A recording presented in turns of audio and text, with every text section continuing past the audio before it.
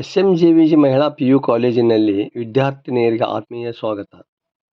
ಗದಗ ಜಿಲ್ಲೆ ಲಕ್ಷ್ಮೇಶ್ವರದ ಎಸ್ಎಂಜೆವಿಜಿ ಮಹಿಳಾ ಪಿಯು ಕಾಲೇಜಿನಲ್ಲಿ ಸೋಮವಾರ 2026-27ನೇ ಶೈಕ್ಷಣಿಕ ವರ್ಷದ ಹಿನ್ನೆಲೆಯಲ್ಲಿ ಪ್ರಥಮ ಹಾಗೂ ದ್ವಿತೀಯ ಪಿಯುಸಿ ವಿದ್ಯಾರ್ಥಿನಿಯರನ್ನು ಗುಲಾಬಿ ಹೂವು ಮತ್ತು ಸಿಹಿ ತಿಂಡಿ ನೀಡಿ ಆತ್ಮೀಯವಾಗಿ ಸ್ವಾಗತಿಸಲಾಯಿತು. ಕಾರ್ಯಕ್ರಮದಲ್ಲಿ ಕಾಲೇಜಿನ ಪ್ರಾಚಾರ್ಯರಾದ ಶ್ರೀಮತಿ ಸರಸ್ವತಿ ಹುಲ್ಲಣ್ಣವರು ವಿದ್ಯಾರ್ಥಿನಿಯನ್ನು ಉದ್ದೇಶಿಸಿ ಶಿಕ್ಷಣದೊಂದಿಗೆ ಶಿಸ್ತು, ಸಂಸ್ಕಾರ, ನೈತಿಕ ಮೌಲ್ಯಗಳು ಹಾಗೂ ಆತ್ಮವಿಶ್ವಾಸವನ್ನು ಬೆಳೆಸಿಕೊಳ್ಳುವಂತೆ ಕರೆ ನೀಡಿದರು.